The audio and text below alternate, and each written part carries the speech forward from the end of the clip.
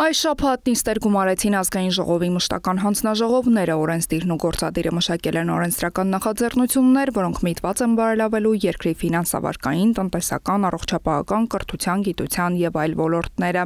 Ֆինանսավարկային եւ բյուջետային հարցերի մշտական հանձնաժողովում քննարկվեց ոլորտային գերատեսչության կողմից մշակված պետական պարտքի մասին օրենքում փոփոխություն կատարելու մասին եւ կից ներկայացված օրենքների նախագծերի փաթեթը։ Արժույթի միջազգային հիմնադրամի հետ վերլուծություններ կատարելիս պարզվել է, որ Հայաստանում կենտրոնական բանկի արտաքին պարտքը եւ երաշխիքները հաշվառվում են որպես պետական պարտք, իսկ համայնքային պարտքը որպես պետական համախմբված պարտք ներկայացված չէ, ինչը հակասում է ոչ միայն միջազգայինորեն սահմանված չափանիշներին, այլև Արժույթի միջազգային հիմնադրամի հետ եղած պայմանավորվածություններին։ Ամրագրում ենք, որ պետական արտարժութային պարտատոմսերի թողարկման հստակ լիազորություն ֆինանսների նախարարության համար կանոն է սահմանվում, որ եթե պետական պարտքը ավել է լինում, քան հնայի 60%-ը,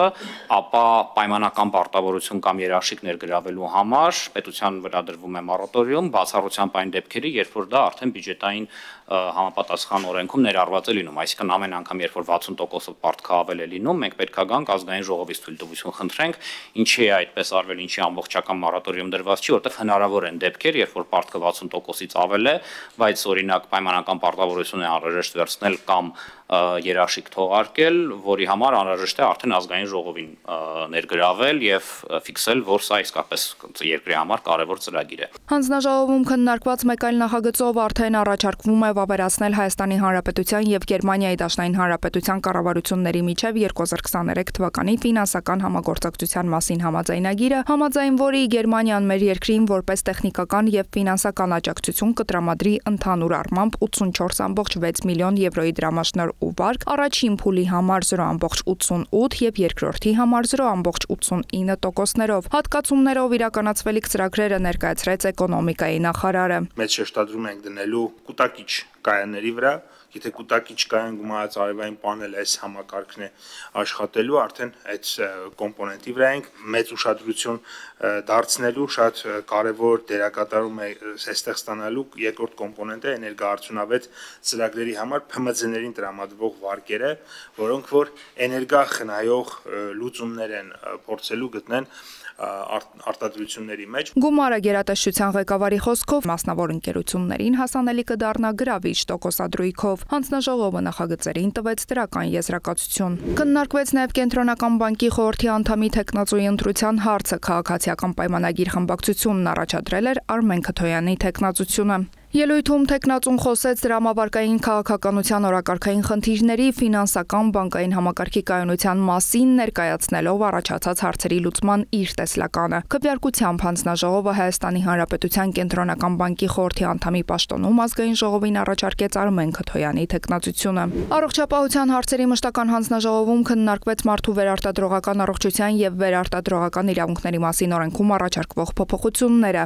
Նախագծով առողջապահության նախարարությունն առաջարկում է երեխա ունենալու համար օժանդակ տեխնոլոգիաներից օգտվելու տարիքային շեմի սահմանափակումը վերացնել, դա սահմանադրական դատարանի պահանջն է, քանի որ նորմը հակասում է սահմանադրության 31-րդ հոդվածի առաջին մասին։ Կառավարությունը կարձագանքի այն հնարավոր ռիսկերին, որոնք կարող է առաջանան մեծ տարիքում երեխա ունենալու հետևանքով, հետաքրքրվեց Արմենուհի Գյուրեղյանը։ Քանի որ սահմանադրական դատարանի որոշումները պետք է սա անեն երամսաժամկետում,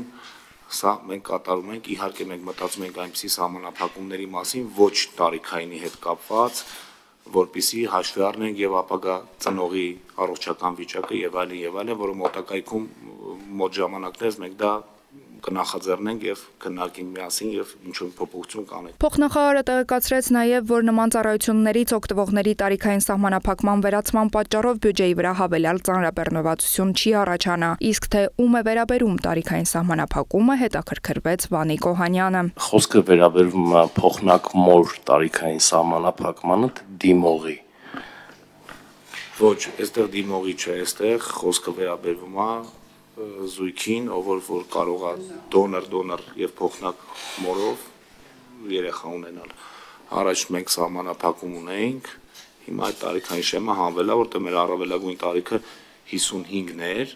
եթե ինքը կինը պետք է կրեր հղիությունը 53։ Քննարկման արդյունքում հանձնաժողովը նախագծին տվեց դրական եզրակացություն։ Գործադիրն առաջարկում է փոփոխություններ կատարել գույքի նկատմամբ իրավունքների պետական գրանցման մասին օրենքում ու ստեղծել անշարժ գույքի նկատմամբ իրավունքների արդյունավետ, կայուն, իրավահեն եւ նորարար գրանցման համակարգ։ Փոփոխությամբ կադաստրի կոմիտեն հնարավորություն է տալիս անշարժ գույք ունեցող յուրաքանչյուր քաղաքացու մուտք գործելով էլեկտրոնային համակարգ եւ նույնականացվելով ESM համակարգի միջոցով մտնել իր անձնական գրասենյակ ու էլեկտրոնային թվային ստորագրությամբ ստորագրել իրեն հասանելի պայմանագրերը, ինչպես նաև մուտքագրել գնորդին վերաբերող տեղեկատվությունը, ինչի արդյունքում գնորդը եւս կկարողանա կատարել անհրաժեշտ գործողությունը։ Հետո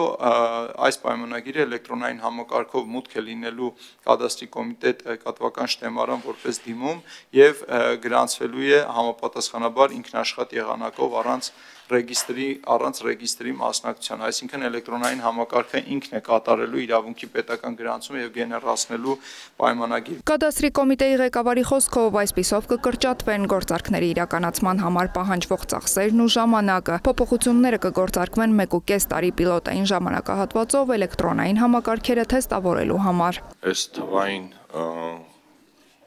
գործիքակազմը աշխատացնելու համար, որ բնականաբար եւ քաղաքացիների համար է ավելի հարմար եւ կադաստրի կոմիտեի գործն է թեթևացնում, ճիշտ եմ հասկանում, որ ESM համակարգով նույնականացման համար պիտի մարդը կամ ID քարտ ունենա կամ eSIM պիտի ունենա։ Այո, ESM համակարգը այսօր գործում է այդ մեթոդաբանությամբ կամ ID քարտ կամ eSIM քարտ, որով ինքը կարողանում է համապատասխանաբար թվային ստորագրություն դնել։ Մենք արդեն իսկ ինտեգրել ենք, տեստավորել ենք այդ ամեն ինչը, մեր բազաները աշխատում են առանց որևէ խնդրի։ Մեր երկրում հնարավոր կլինի հիպոթեկով գույք գնել հեռավար եղանակով առանց նոտարական վավերացման եւ ֆիզիկապես ներկա լինելու։ Այդ նպատակով գործադիրն առաջարկում է լրացումներ կատարել Հայաստանի Հանրապետության քաղաքացիական օրենսգրքում ու գույքի նկատմամբ իրավունքների պետական գրանցման մասին օրենքում։ Մենք հետևողաբար զարգացնելով անշարժ գույքի շուկան պարտավոր ենք ներդնել այնպիսի թվային գործիքակազմեր, որոնք այսօր առկա են առաջադեմ շուկաներում եւ որոնցից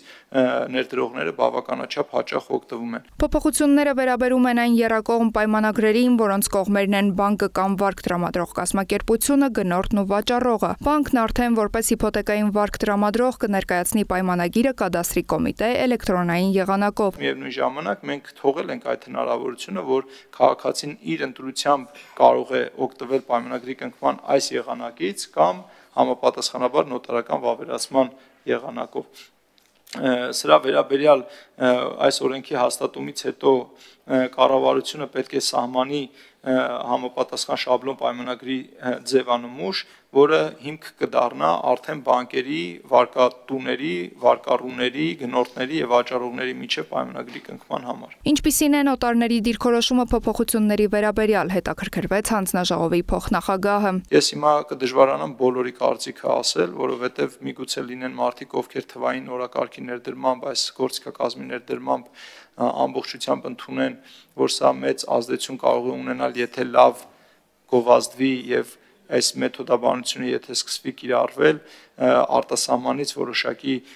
ֆինանսական միջոցների ներգրավման Հայաստանի Հանրապետության անշարժ գույքի ոլորտ, բայց կարող են լինել եւ մասնագետներ, ովքեր նոտարներ, որոնք որ օրինակ դեմ արտահայտեն, որտեղ մենք հասկանում ենք, սա հնարավոր է, որ հենց այն առաջնային շուկայում գնման պայմանագրերի ծավալը նոտարների մոտ որոշակի առումով նվազեցնի։ Քննարկումների արդյունքում հանձնաժողովը նախագծերին տվեց դրական եզրակացություն։